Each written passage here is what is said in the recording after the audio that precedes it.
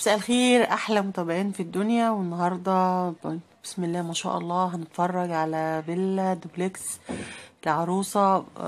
ممكن انا ما عرضتش فيلل كتير قبل كده، بس لو عجبكم الفيديو ده هعرض لكم اشكال من فيلل او شقق عرايس دوبلكس بمساحات كبيره. لو عجبكم الفيديو اكتبوا لي في الكومنتات. قبل ما نبدا الفيديو يا ريت نحط لايك في الفيديو، والاول مره يشوفنا في القناه يا ريت تنورنا باشتراكه في القناه. حاولت المره دي اكبر لكم التصوير شويه عشان تستمتعوا زي ما انا مستمتعه قوي بالفيلا. بصوا كده ده المدخل اهو. طبعا الفيلا فيها اكتر من انتريه وفيها اكتر من صالون، فيها اكتر من حمام. بصوا بسم الله ما شاء الله، السفره هنا واخد حوالي 12 كرسي. بسم الله ما شاء الله. بصوا كده المدخل، طبعا في جنينه بره اهو، كمان في مكان للشوي، قاعده حلوه كمان بره قوي.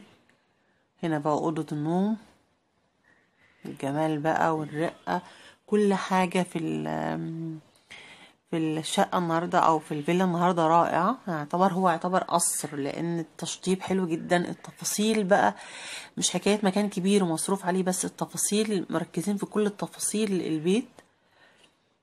كمان مرة ممكن يكون المستوى ده يعني أعلى من ناس مننا كتير، بس احنا ممكن ناخد أفكار بسيطة جدا تفيدنا حتى لو بيتنا صغير. وكمان بنستمتع برؤية الأماكن الجميلة اللي زي دي، أو مكان متشطب بالشكل ده. ممكن ما اقدرش اعمل الامكانيات دي، بس اخد فكره ستاره، فكره فازه، فكره ترتيب سرير.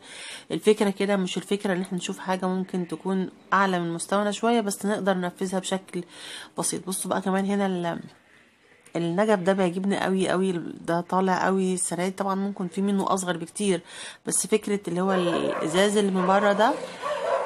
وبصوا هنا النجفه الكبيره دي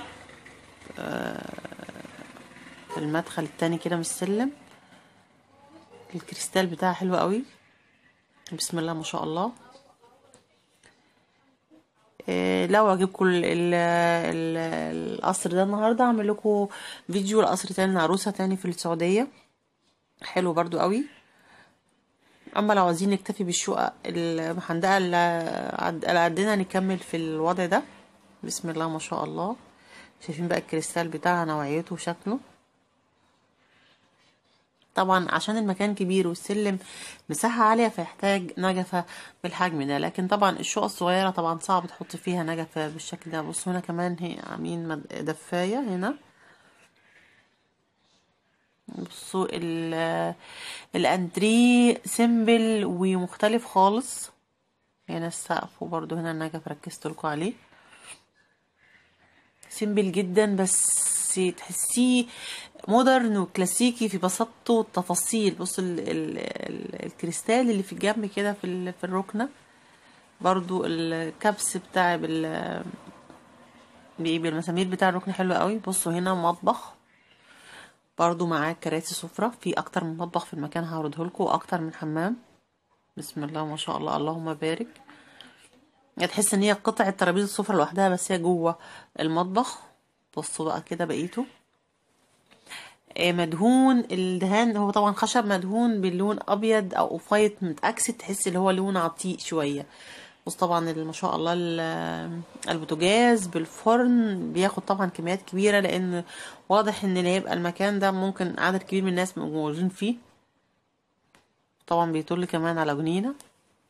اللهم بارك، ربنا يسعدهم ويسعد الجميع ويهني كل بنات المسلمين، اللهم امين.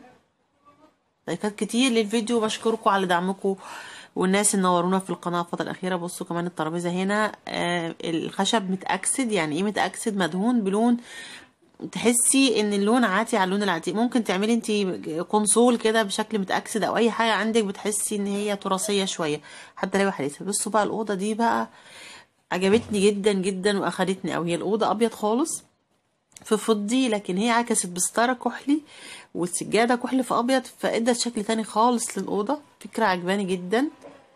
والكوشن برضو في كحلي، والباف اللي قدامه السرير بصوا تاني كده حلوة قوي قوي، ربنا يسعدهم ويهنوا. على فكرة السرير دي ممكن نقدر ننفذ الكوشن والستاير والبراءة بفكرة سهلة، مش لو حتى انا مش عروسة ست بيت وعاوزة اغير. بصوا بقى المدخل التاني كمان هنا عامل ازاي، اللهم بارك.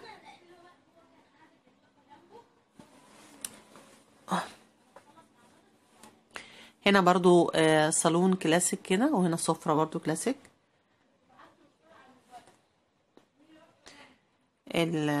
النجف والاشياء التفاصيل مبهجة جدا. بصوا بقى هنا الحمام، الحوض بورسلين ابيض. شايفين الرخام، اللون الرخام ده انا بعشقه، حتى لو في سيراميك او في رخام بيدي وسع جدا. يعني بنصح اي عروسة لو تعمل اللون الرخامي ده، رائع في بلاط في سيراميك، حلو جدا. بصوا كمان هنا الحوض، وحدة الحوض دي مختلفة تماما اهو. لو في بنات بتفكر تعمل وحدات للحوض حلوة قوي قوي. الشكل المراية الذهبي مع الحنفية الذهبي مع الحوض، حلوة قوي قوي. تاني لفة هنا كده اهو في الريسبشن. بسم الله ما شاء الله، اللهم بارك. بصوا هنا الطابلو ده حلو قوي، شكل سريالي كده مع البيانو، بقى جو تاني خالص خالص. ربنا يسعدها يا رب ويهنيها.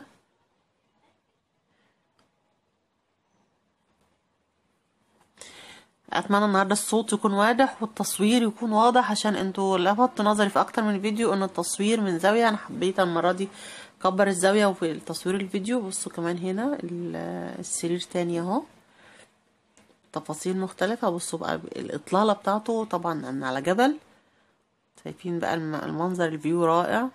انا بحب قوي قوي الكوشن الكتير اللي على السرير، بيدي شكل حلو قوي للسرير، وشكل فيه دفى كده مع الشال الفرو ده.